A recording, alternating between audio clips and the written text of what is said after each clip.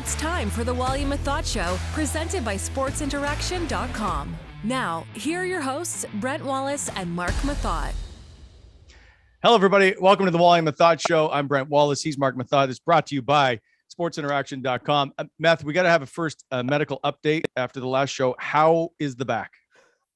Oh, it's so bad.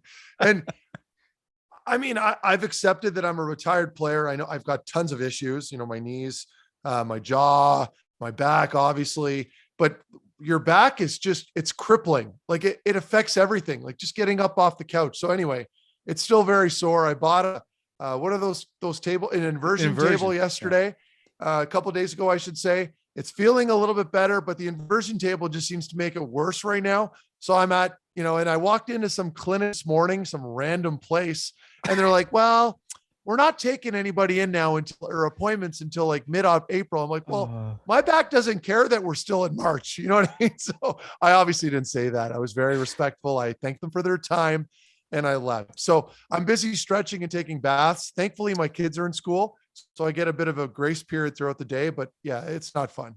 This is last question on the inversion table is, so you're hanging upside down by your feet. How do you flip it back? So it's all weight based. It's a very cool concept. So if you put your hands slightly over your head, it immediately slowly goes all the way back to like 60 degrees.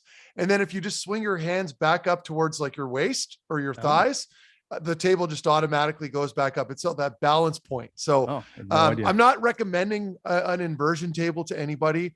I was just very desperate when I pulled the trigger on it. And now I have a big inversion table in my house.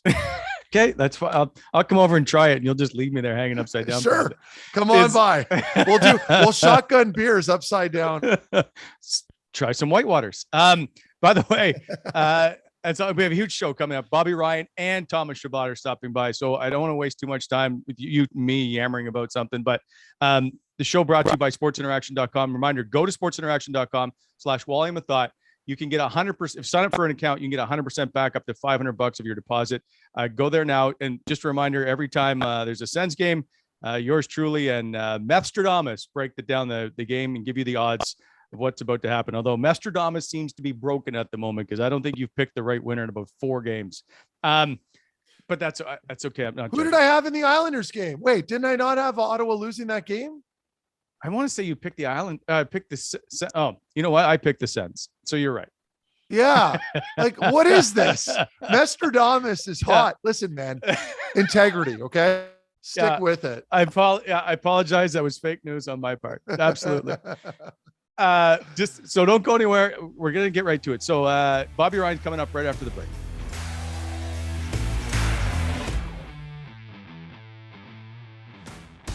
All right, please be welcome into the show. Bobby Ryan, as always, our good friend. Bobby, before we get on with the hockey, I got to talk about the Twitter battle you had Tuesday night with your son.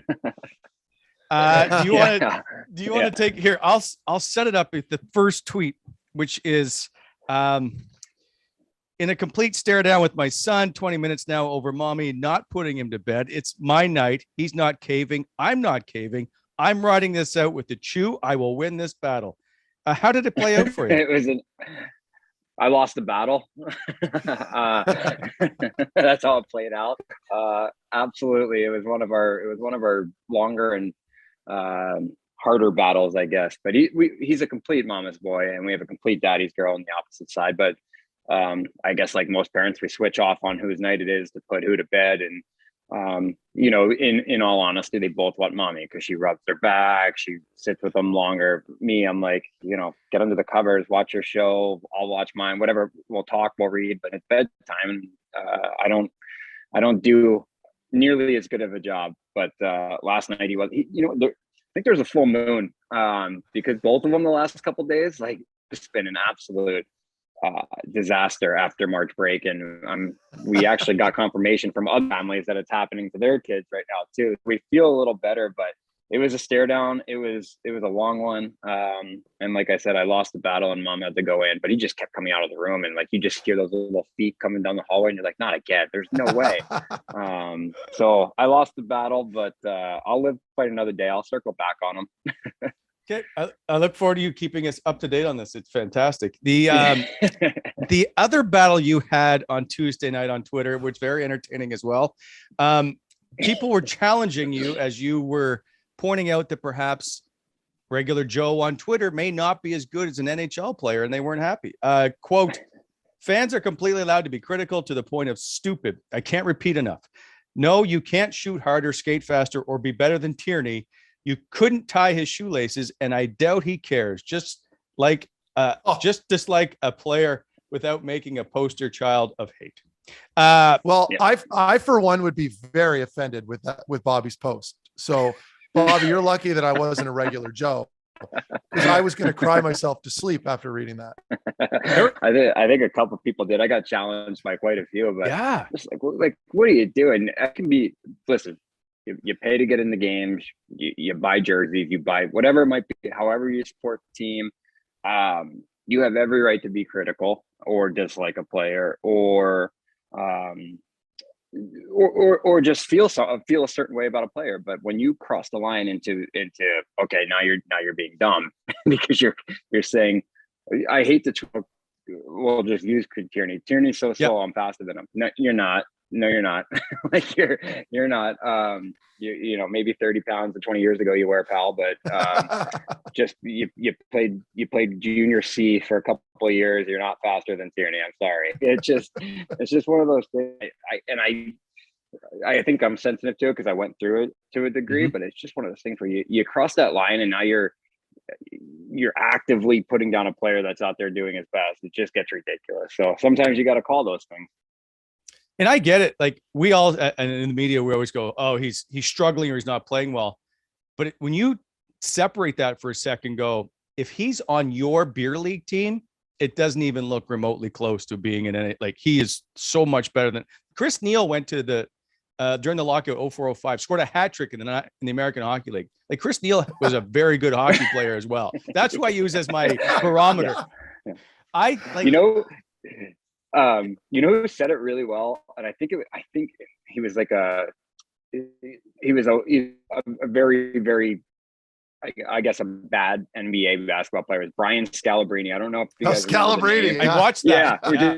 Yeah. He said it well when he's like, I'm a lot closer to LeBron James than you are to me. Yes. And I remember when I read that tweet or that tweet or interview, whatever it was, I was like, that puts things into perspective, doesn't it? Because then you go, yeah, he's pretty bang on. So Chris Tierney is a lot closer to Connor McDavid than you are to Chris Tierney. Right? That's a good way to put it. I've always liked, I mean, Tiers goes up and down and he goes through it. And yeah, I mean, but he's always on the right side of the puck. He gets where he's got to go. It might not be the sexiest player out there, but it is what it is. He's a good hockey player. I couldn't imagine being in the position he's in now, knowing that they wanted to move on from him. Now you got to grind 20 games out, and know you're not coming back. And know the fans don't like you, but it's just a tough spot to be in. Were they actively saying, anybody actively suggesting that they were trying to move him at the deadline? Maybe I'm way off base. They've been trying for a year. But have they come out and publicly stated that? Pierre doesn't negotiate in the media. I'm not, that's not what I'm saying. No, I don't. I can tell you, DJ Smith does not like Chris Tierney. Oh, I could tell you that too. I could tell you that too. And I can tell you, Pierre Dorian does not like Chris Tierney. Like him as a player, or just as a like player. Him? I don't know personally because I don't want to get to that point, but I do know they do not like him as a hockey player. Fair enough. I can tell you, he doesn't like them either. Yes. But I won't. And I believe he was really hoping to be taken in the expansion draft, and he didn't. I think that was a bit disappointing. At least that's my understanding. Oh, right. Yeah. And I Bobby, think a lot of guys, not just in Ottawa, were trying to get to Seattle. Yes. After the Vegas thing, everybody's going, I'll put my name in that. Put my name in the hat. Yeah. It's like when Pierre called me and he's like, hey, I'm going to expose you in the expansion draft to Vegas. And I was like, can you add a sweetener to my name? Bobby Ryan and a second rounder or something. Yeah. Like, I was like, it's Vegas. It's tax free. I was like, it's sunny. Yeah, sure. Go ahead. Expose me. Totally agree. Have you paid any attention to Evgeny Dadanov, by the way, Bobby?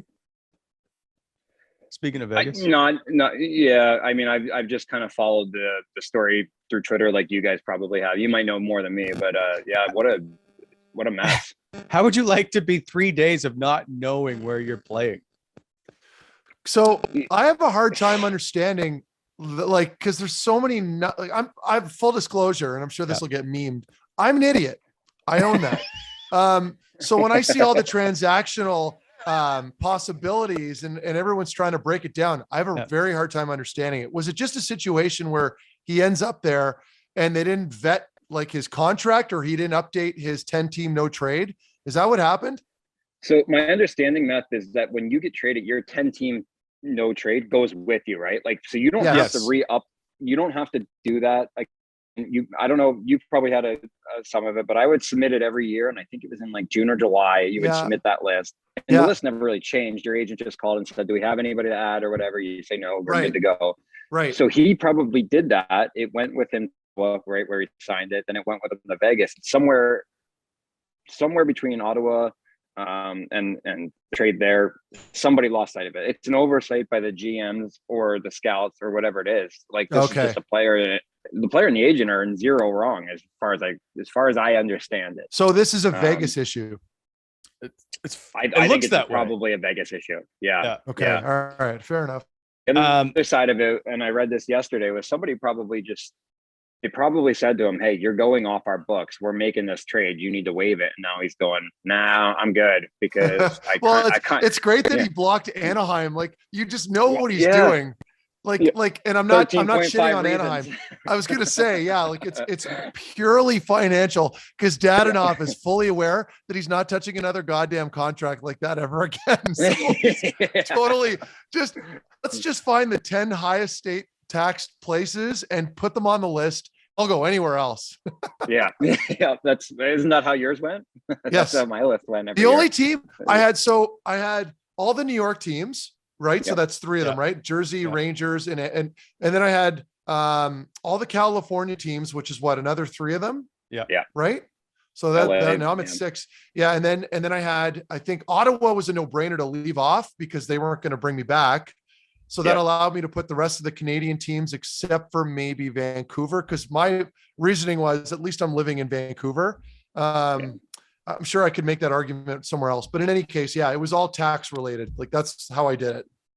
I think that's pretty much, pretty much par for the course, I believe. I would leave. I left off the team like Anaheim. I didn't have to, do it. And then I would look at any team that was within a couple million of the cap and say, I don't even exactly. You can manipulate it. My hit. Yeah. So nobody's taking 7, whatever it is for that. So I was like, that's great. Works to your advantage. I barely needed a list. Like, just let me know. Was every Canadian team on your list? Every Canadian team was on my list. Yeah. Wow.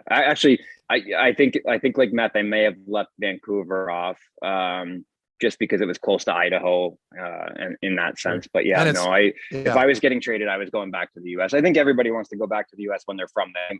The Canadian guys going back to Canada, it's a little different as well.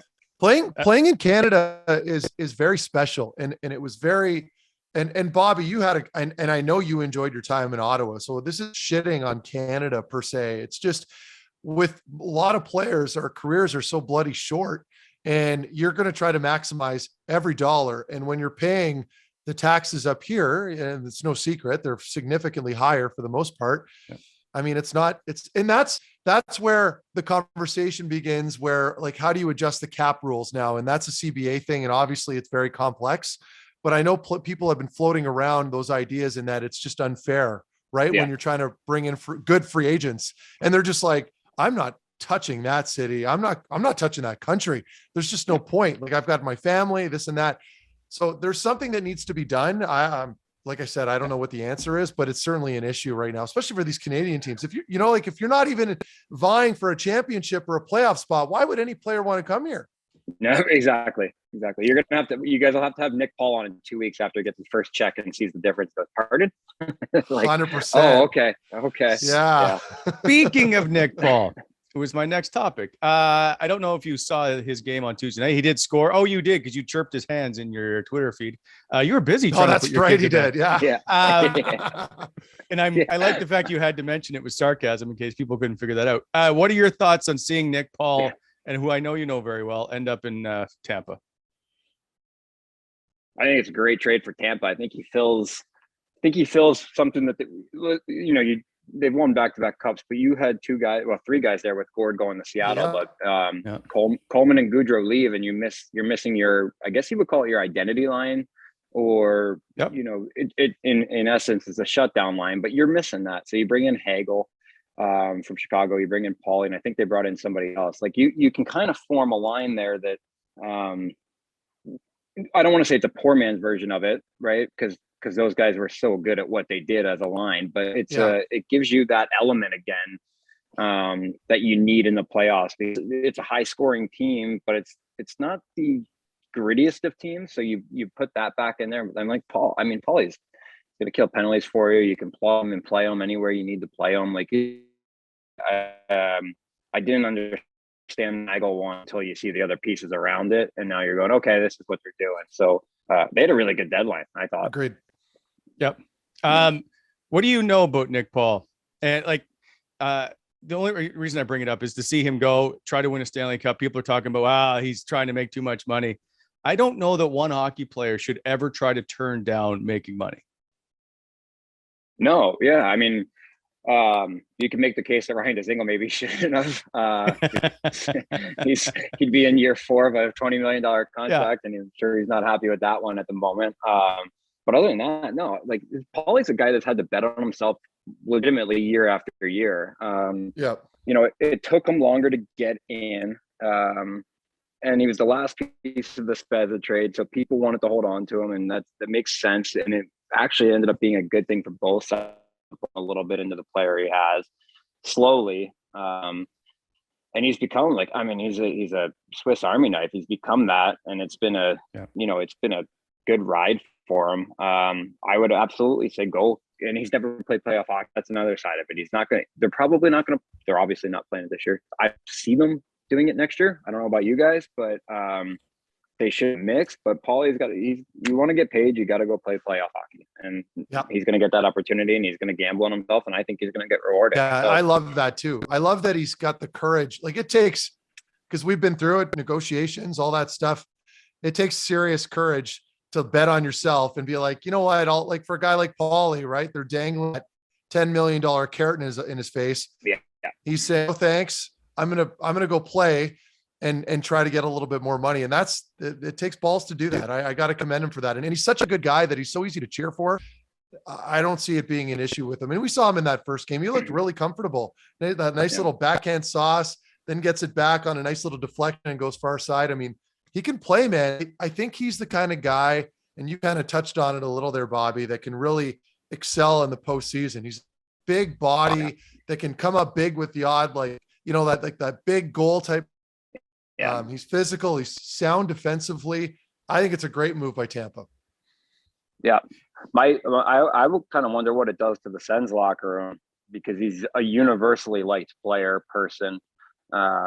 If it messes with the dynamic, it generally doesn't, but it sucks to lose the guy. It was like when you started to see guys being shipped off yourself. You were one of the first, right? But then you start, me and Andy are watching guys go left, right, and center. Then goes, and you're just going, holy hell! Like the dynamics are going to shift, and I think that'll happen a little bit with Paul gone, because he's a lighthearted room character guy. Agreed.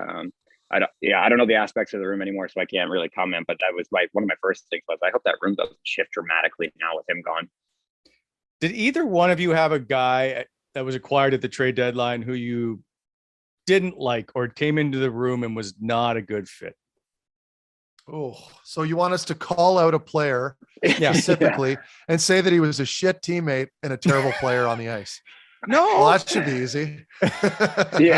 I'm just curious if there was someone that's ever come in. Well, that's like, I'll take the pressure off Bobby just to start here. I'll say when we picked up Burrows, I mean, I hated him. Like, I hated him off the ice. I hated him on the ice. Yeah. But then as we got playing together, obviously this wasn't a scenario where I thought he was a terrible fit. But as far as acquiring a guy that I just always seemed to not like would have been Alex Burrows. But I mean, that's no secret. Everybody already knows that. Yeah, I don't think so. I guess one guy that, and I don't even think, I wouldn't say he didn't fit, but when we traded for Hemsky, you were there, Matt. We were like, oh yeah, that was a weird trade. Because Really we weren't weird in one. a playoff position. It was like a 5th round pick that went for him. And we were all kind of like, what's the end game here? We wanted to make a little bit of a run, and I think actually we did, but we fell short. And you could tell right away, Hemmer was like, I'm not coming back. So his interests were, I mean, he was going to Vegas like 2 days after the season with the Edmonton guys. Like he had it planned. It was just one of those. He didn't want to be there.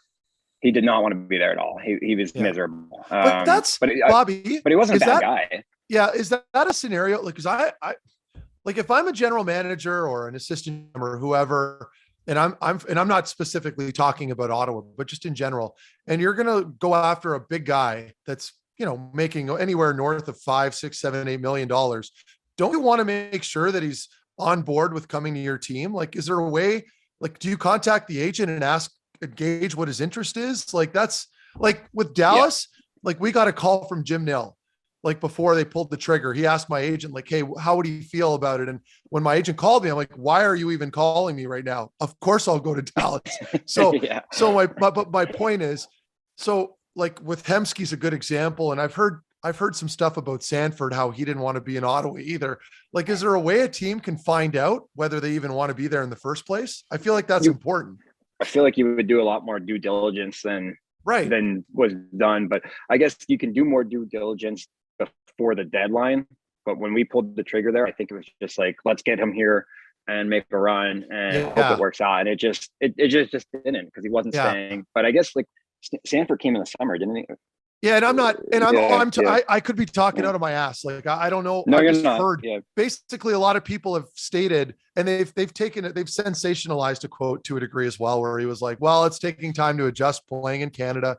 Like, it sounded like it wasn't an indictment towards Ottawa. It was more just playing up north in general. So that's why I'm thinking, like, if I'm a GM, at least talk to the players. Like, maybe there's a couple players that know him. Like, you know what I mean? Like, it took me 2 seconds to vet Hamonic. And I'm not saying he's a bad guy off the ice, but just in general, like, you got to gauge his interest. What does he like playing hockey? Does he want to be here? Does he want to be a part of this? Like, those are important questions.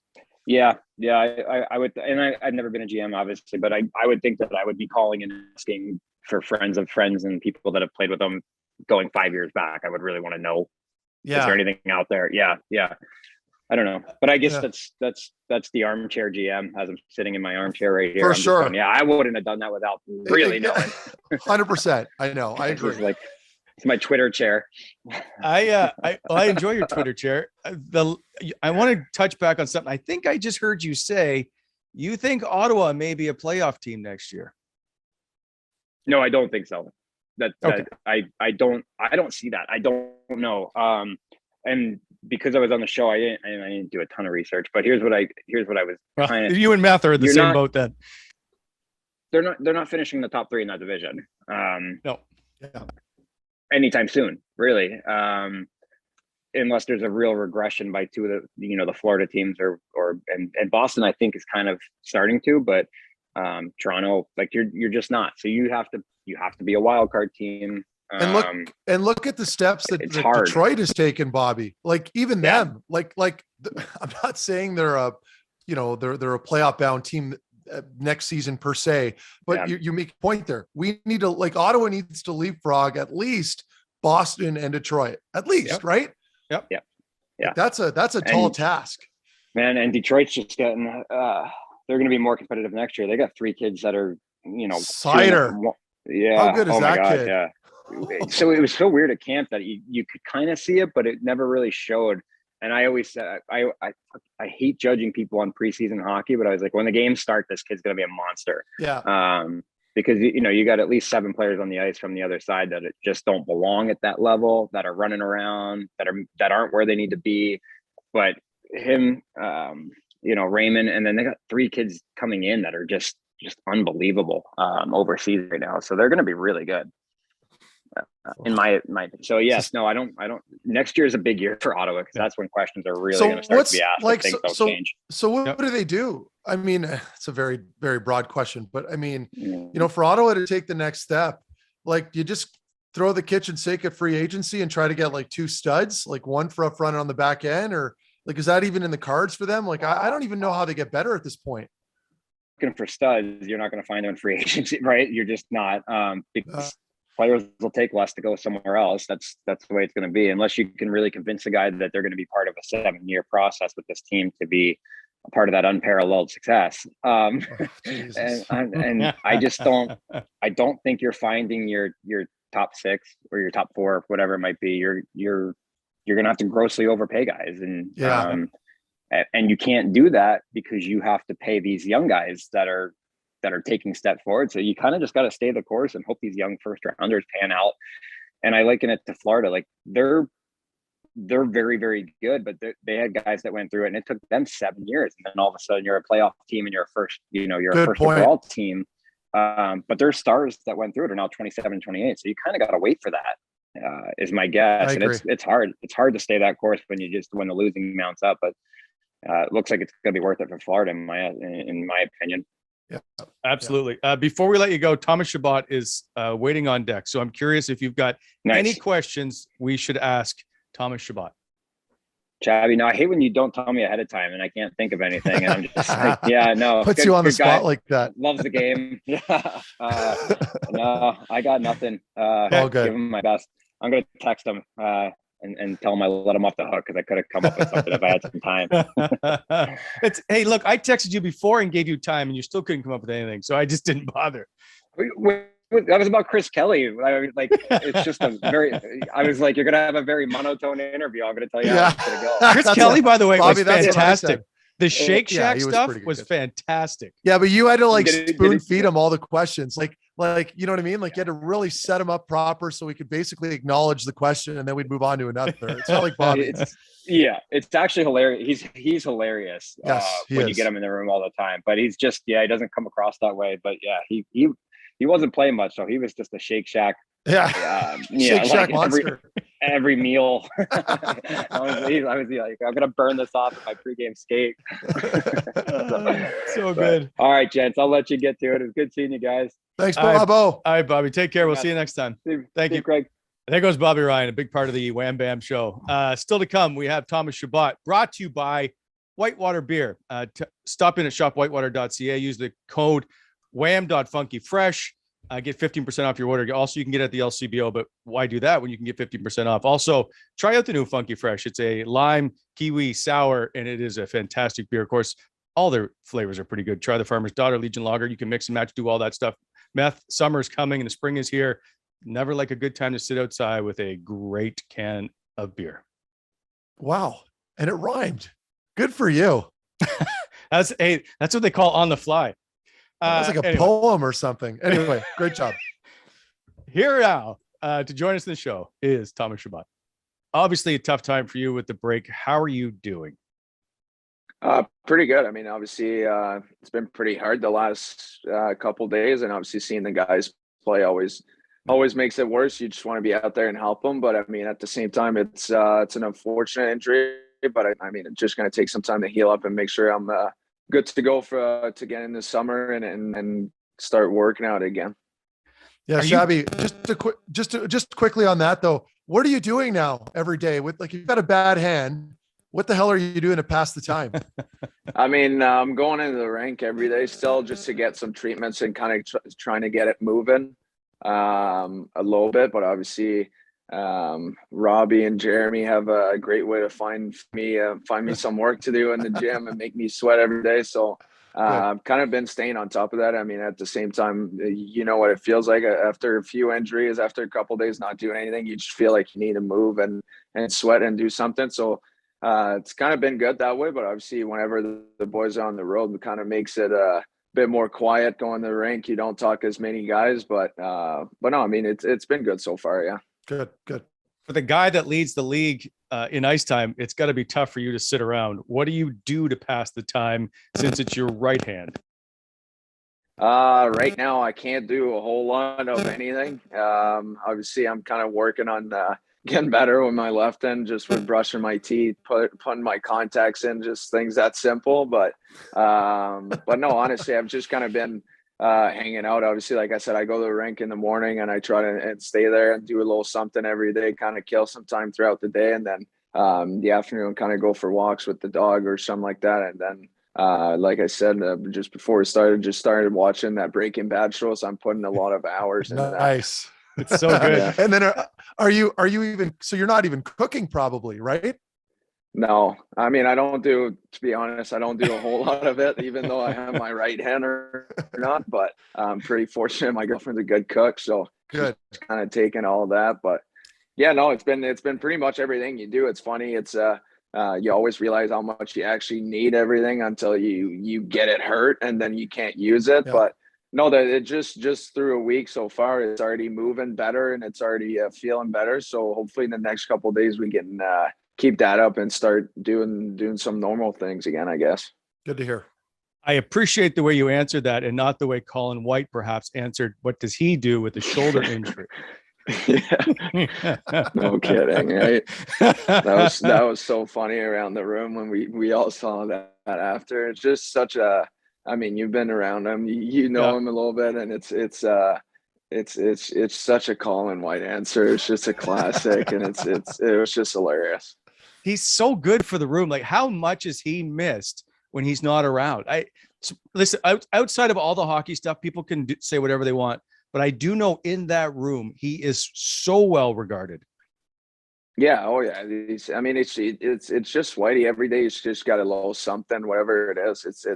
He's coming in the morning with something. He just always bumps you a little bit. And it's just kind of annoying in some ways. Really is not annoying at all. It's just a good fun way every morning. And it's just funny to be around that guy. I mean, I got drafted the same year as him, and we kind of came up at the same time together. So we've been around each other and became great friends over the years. So obviously for me to be around him now, I can just push him off when he's kind of doing too many things. But I mean, at the end of the day, it's just all fun games. It's a blast to be around him.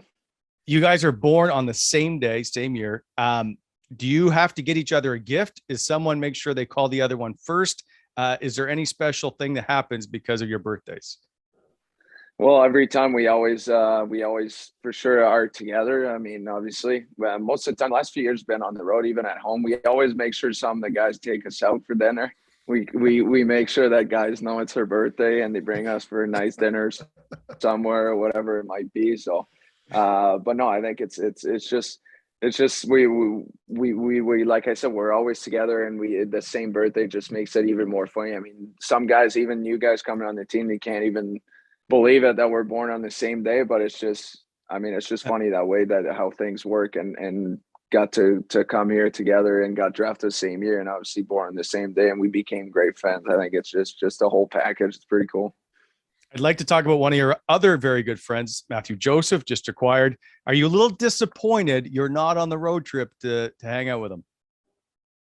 Yeah, that's one of the first thing I said. I think obviously I know him so well. He's a great friend of mine, and when he comes to a new team, obviously we know each other so well. So I really wish I could have been there and just introduce him to everyone and kind of just being there for him. I mean, the first day, I mean, I've never got traded my whole life, but I mean, I'm sure it's pretty hard to just come in on a new team and you don't know anyone and all that. So I wish I could have been there for him, but I mean, it's knowing him. I'm pretty sure the boys are just here, and he loves talking. He's got so much energy. So I'm sure that he's already good friends with some of the guys, and he's probably talking a lot there. But no, I'm sure it was an easy way for him. He loves me and the guys, and he's such a good team guy such a good guy to be around. And Shabby, and you don't have to answer this, but did anybody come forward to you prior to the trade and ask you about him, knowing that you had all that experience playing with him? No, not really. Obviously the main thing, as you guys all know, with the trade deadline was obviously Nick Paul. And I think when we were talking about him, I think he's such a great locker room guy and such the best guy. I mean, we saw him in Ottawa, like when guys got hurt, he was bumped to the power play, he could do it. Then he could play PK. He's a great third line. Whether he's on the wing or at center, he always finds a way to find the job. So obviously, take out all the hockey side, just him as a human being, and us living here in Ottawa in the summer and playing so many rounds of golf together and working out every day together. It was obviously a big loss for not just for myself, but for the entire team. It's such a guy that just brings a good mood every single day. So that was probably the bigger topic, I guess, for the trade deadline. But I mean, it's part of the business. It happens, but obviously when I saw he was going to Tampa, he's going to have a chance to play in the playoffs and playing on a team that just won 2 Stanley Cups. I couldn't be happier for him. That's well said. And so what is Joseph going to bring to this team then? I think he's a guy that's got crazy good speed. I think he's super fast on the ice. He's obviously not the biggest guy, but he likes to finish his hits and be kind of a little bit of a knowing player to play against. And he's also really good on the PK. You saw him in Tampa. He's been playing for a few years on their PK there. So I think he's going to fit right into our team. I think we always praise how fast of a team we want to be and how fast we want to play and hard to play against. I think he's just going to fit right in. Obviously, nice. I was happy. I thought he had a really good game last night. And I mean, it's not easy to come in on a new team with the whole new system, plus meeting guys and all the travel and everything of leaving the old city. So I think as the season ends, you're going to find his groove even more and get to know guys and the guys that he's playing with too. So I think it's just going to get better. Awesome. Did you chirp him about being hit in the Islander game? No, I didn't mention. I was waiting for him to come back to one. We'll talk. We'll talk a little bit about it. I thought I was. It's bad for me to say that, but I was kind of laughing because it's a Joseph thing to do. Such he's got so much speed, so much energy. Like he's doing the right thing everywhere and got hit there. But I mean, we're definitely going to talk about it. He's going to hear it from me. That's for sure. Is he going to be your? Yeah. Oh, for sure. Pretty good way to introduce himself. Yeah, that was funny. That's kind of what I was thinking. Is he going to be your roommate? Are you going to let him live with you, or does he have to go to the hotel? No, I'm going to bring him in. I've thought long and hard. No, I'm just kidding. But I'm just gonna bring it in, and obviously, like I said, we played together junior. We was such good friends, and I think it's obviously something I want to do just to bring him in. I mean, there's only 19, 20 games left to the season. Most of them are on the road as well, so they're going to spend a lot of time there. So.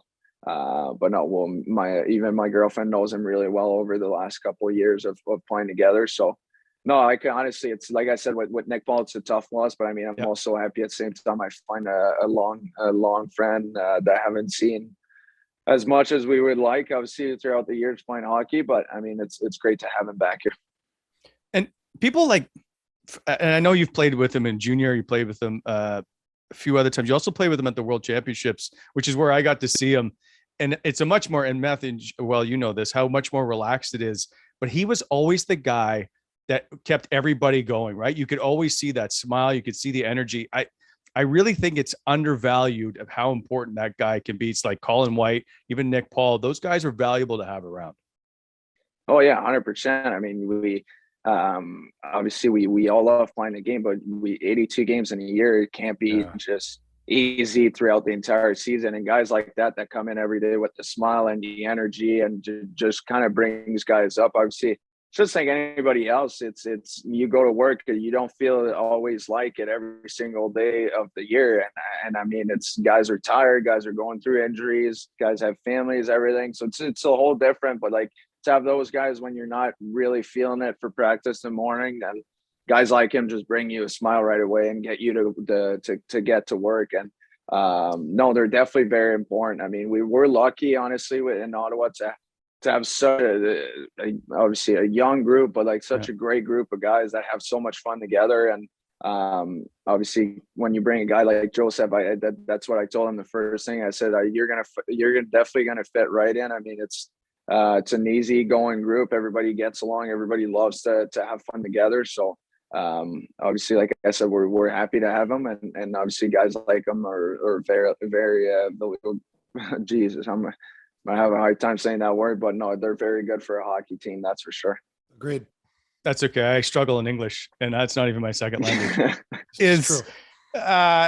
On the sad side of this is obviously Nick Paul. You've brought up a couple of times. I guess, how was that conversation with Paulie when he was dealt? It was definitely a sad day. I mean, we're not gonna lie about it. Just to see him go, especially at the rink in the morning. Obviously, it's part of the game, and it might happen. When it actually happens, you just feel like it just feels a bit harder. I mean, you saw him go pack his bags and everything. So, but no, like I said, I mean, yes, it happened. Yes, it's a sad day, but I mean, like I said, I'm happy for him. He's going to Tampa. He's going to have a chance playing the playoffs and prove himself there. And I'm not worried about him. I think he's such a very talented player. Can do it both ways of the ice. So I'm very happy for him. So when he scored that goal on Tuesday night in his first game, what was your reaction? I was fired up. I was really happy for him.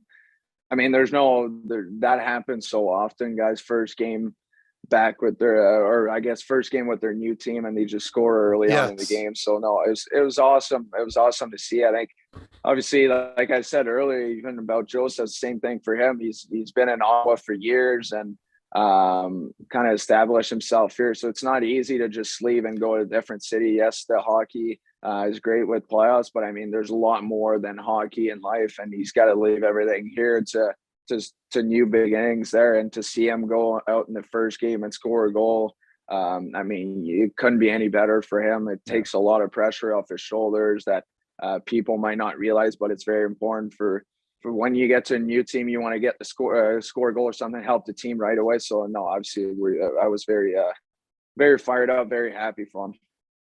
When you're a team that's not winning and the trade deadline comes and people are being moved out as opposed to being brought in for the most part, that I'm going to say 72 hours or so before the deadline, how tough is it? And what is the feeling like afterwards?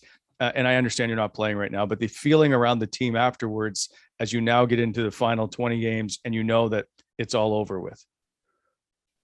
Yeah, it's not easy. It's, I mean, to be honest with you, when the trade line comes up, it's not really a subject that you really bring up in the room. I mean, everybody's in different situations and everything, but it's not easy. No, it's friends. I mean, you're with those guys every single day of the year, right?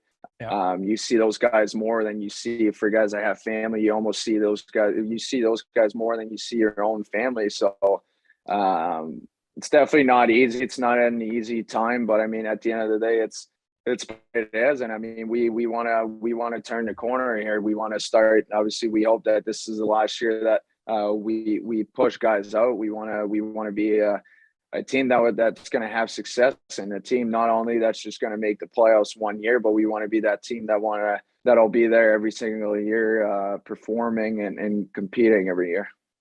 And I don't want to have a lot of these questions for you because you get asked this stuff all the time, and I prefer to keep it more lighthearted. My question is, are you just too difficult to play with to have a guy on your wing or as your D partner? Like, what's the problem here, Thomas? I don't know. You maybe should interview the other guys and ask them. I don't think I'm that hard to play against. I think I'm pretty easy going. But no, I don't know. It's. I mean, you've seen it this year. We've played with different guys. We tried a bunch of different things, and some night I might not be playing well, so we'll switch it up. Or some night another guy might not be playing his best, so you kind of switch it up throughout the season. There's so many games, and but no, I mean, obviously at the end of the day, it's. I just try and, like I always say, I always try and go out there and try and do my best, and if I can play my best every night, then I'm at least given the chance to the team to have some success. Nick Holden was very good at his Artem Zub impression. Can you give me your impression of Artem Zub? It's funny about Zub because obviously his English is not, it's got a whole lot better than last year, if I'm being honest. And I've just been kind of giving it to him a little bit, and now he kind of walks around the corner and just like, I'm not going to say the words because it's bad words, but like he's kind of like giving it to me. He's kind of like giving it to me and then walks away. It's just, he's honestly, I get the whole language barrier and everything, but I mean, he's kind of like coming out of his shell a little bit and talking to the guys more this year, feeling more comfortable. So he's pretty funny. Obviously you you don't get 1,000 words out of him, but I mean, for the little things that we do at the rink, he's a fun guy to be around. Who's a better roommate? Brady Tkachuk, who you roomed with for a year, or Mathieu Joseph? Wow. That's a tough one.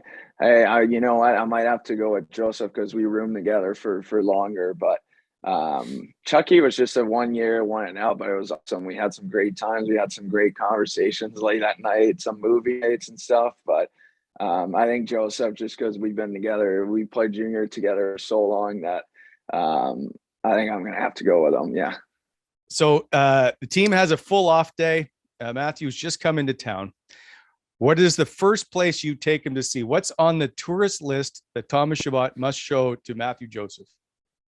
Wow. That's a great question. Probably take him. Wow. Probably take him around the small. I love showing the little spots I like to go like for lunch, that not like the pestos that's out and outside by the rink, close to the rink. I'd probably take Hazeldean. him down and Hazeldean, exactly. Yeah. And then you got Drake Batherson, Logan Shaw, and I this summer in training camp, we found a spot on Richmond. We call it the German spot. I don't think it's anywhere near being German. I really don't. But it's like a little store. It's right on Richmond, close. Actually, I think right in front of the Cigar Man. And it's like a little. We got in there, and the one day the guy's awesome, and he made us a nice sandwich with like some Mexican salami, then some Gouda cheese and some smoked ham. It was awesome. And ever since then, we've been back there. So I'd probably take him to a few of those places. Probably, I think Matthew's got some family, so he's definitely around here. So he's been around Ottawa for a little bit. But no, I'd probably take him just different places, just for him to get to know the city a little bit. Have you seen or heard him play the piano? I don't think I've ever seen him though. So apparently he can play the piano. I'm just curious then, if that's the case, what would make up the Ottawa Senator band? Who can play what instruments on your team? Oh, wow, that's a good one. I think Joseph would be on the piano. I feel like I don't even know, but I feel like Nick Holden somehow can play the guitar or something. Like he could find a way to just do it. Or he's a great dancer, loves his rock music and everything. So I feel like he'd fit right in. And I probably at the drums. I don't know who I'd put there. I'd definitely put Colin White to sing, if just for it to be fun, but be funny. But if not, I'd probably go Gambrel for the first singer. It's kind of a running joke going around. He sang a song one time in the room, and everybody was like, "Oh my God, you got a great voice!" And ever since, it's just been going. But yeah, that'd probably be it. That'd probably be my band. See, okay, so I'm gonna say Chucky should be like the drummer, because he just feels like he would just hammer the hell out of the drums. Yeah, that'd be a good guy to be on there. Just smash the drums and try to make someone else. I'd love to see that happen. And actually, what kind of music they could come up with. What instrument does Tim Stützle play? Oh my God, probably nothing. Timmy, the only thing I don't know, maybe the triangle or something. Is that even yep. How we call it? Like that's percussion. The triangle or the recorder, like that little shitty flute that you learn in like grade 3. The bike helmet and glasses. Is this the best thing in the world you could ever possibly wear? I think so. I think it's pretty cool. I think we got that. I think from a Halloween party or something. I'm not too sure where that came up, but I think that's what makes it great when everybody like kind of like loves it, and it kind of came from somewhere. And I think it's awesome, especially ever since Nick Holden got it the one time. I think it just became the greatest thing ever. It is so good. Like I've seen a few in the past, and I'm sure you were around for. They had, I think, was it Chris Young had the cape and he had a shield and a helmet. Like he had, right. It took like 10 minutes to get dressed. Yeah, he had the whole thing. Yeah, this one's probably one of the better ones for sure. All right. Last question, and that is, what are you going to do first when you can finally move your hand? definitely skate. I mean, it's I think it's the thing that I miss the most. I like, in my free time, I watch a lot of hockey. I enjoy like watching just pretty much every game that I can throughout the night, and like being around at the rink, like right now, seeing Batherson and Pinto skate every day and just seem to just have fun, and you just sitting there and you can't do anything. I think that'd probably be the first thing I do, but the actual first thing I'm going to be really happy with is finally be able to brush my teeth with my proper hand, and I'm probably going to enjoy that one waking up in the morning. Yeah. I just picture your toothbrush all over your face and just dripping down. Anyway, man, it's the toothpaste. It's everything. Everything goes everywhere. It's brutal. It's a mess right now. Thomas, we appreciate. Oh, by the way, Bobby Ryan, who we just had on before you came on, says hi. I tried to get him to give me some stuff to ask you, and he said he'd save you and wouldn't give up anything. So perfect. I love that. Thanks, Bob. Appreciate it. Thomas Chabot, we're happy to see you. We want you to get better soon, and we look forward to obviously next year when we get to see you back on the ice. Thank you for stopping by. Thanks for having me, boys. Appreciate it. Good luck.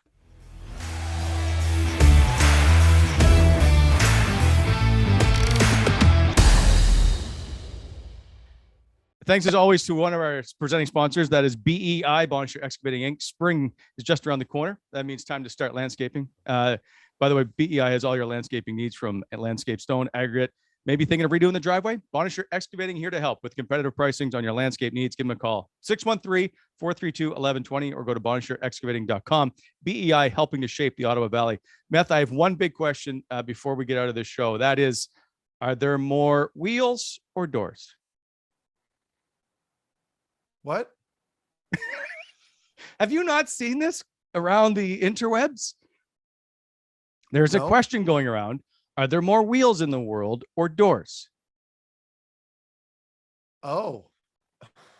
And if you don't have a chance, check out Bruce Boudreau, who was asked it at a press conference. It's phenomenal. It's funny. My answer is just, I mean, I don't care. Huh. I think there's more doors.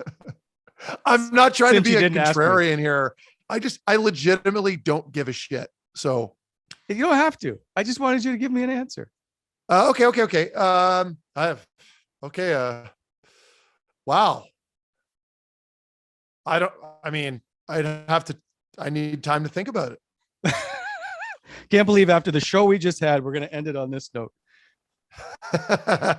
Well, you're asking me about wheels and doors, and it's a hockey podcast. It is a lifestyle podcast. I mean, if you depends on, like I guess I would assume more doors, right? Like you'd have to think there's more doors. No, I think so. That's what I'm going with. By the way, did you watch all of Breaking Bad? Yeah, right to the last episode, and I loved it. It. Yeah, it was fantastic. It's funny though that Shabby had mentioned he's just starting it now. I'm like, I watched that show, I want to say like 12 years ago, maybe, or whenever it was. Like I was in Columbus when I was watching Breaking Bad. So really cool, but fantastic show. I'm jealous. I wish I could just erase it from my memory and start it all over again. It's that good. It's very good. But the problem with you versus Shabby's playing 30 minutes every night, doesn't has any downtime. That's the difference. Good point. Just a reminder, go to gongshowgear.ca. Get the latest wet merchandise, hats, hoodies, and t-shirts. More stuff on the way. That's brought to you by gongshowgear.ca. As always, thank you to Bobby Ryan for stopping by. He's always fun to talk to. Thomas Chabot, hope he gets well soon. Meth, I will see you on Monday, my friend. Take care. Sounds good, buddy. Take care.